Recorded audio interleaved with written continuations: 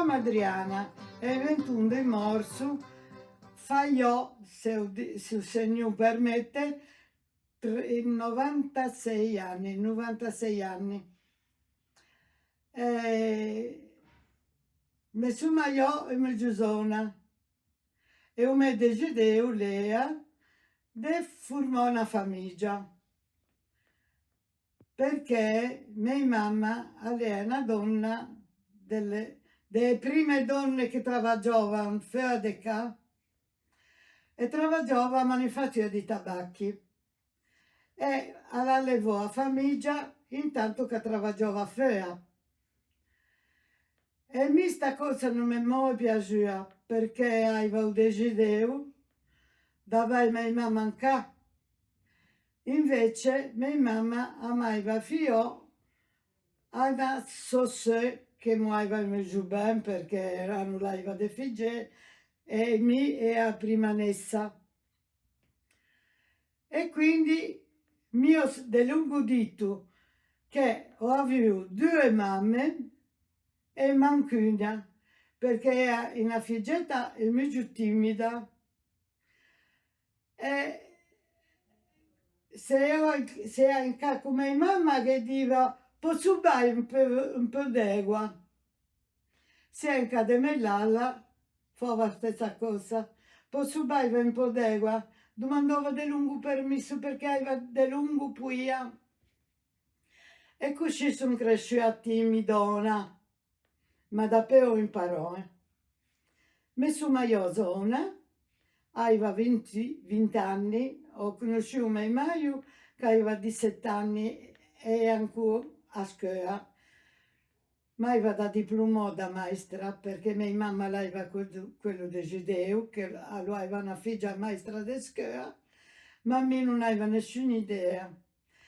Anche perché è a faccenda che in Camese parlava il sordo e me non era capace a parlare in italiano, quindi era molto timida, non parlava. E me quando sortiva che andava da qualche famiglia, mi diceva non sta a parlare, sta zitta e quindi mi sono stata di lungo timidona.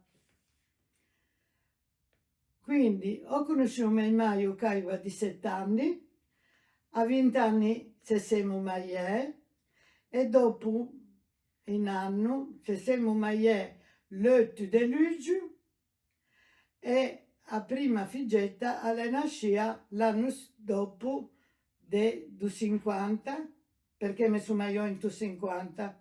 In 51 a giugno è nascita la prima figlietta. E mi sono dedicato a famiglia. Inizialmente ho fatto un po' di supplenze in scuole, eccetera. Dopo mi sono ritirata perché mia passione era quella di allevare figli e stare in casa. Per non fare come mia mamma che sortiva tutte le mattine presto a lavorare e alla lavorare come una matta tutta la vita.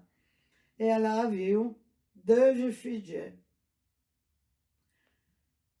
Però a noi altri figli non le mancò né l'affetto né attenzioni a una mamma speciale.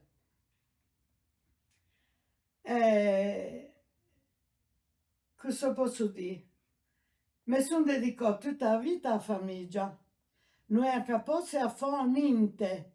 Ho imparato a fare casalinga, a fare a cuoca, a fare sarta, a fare magliaia. Mi sono dedicato tutto il tempo che il Signore mi ha detto a lavorare in capo e figli e magari ho fatto anche tanti sbagli.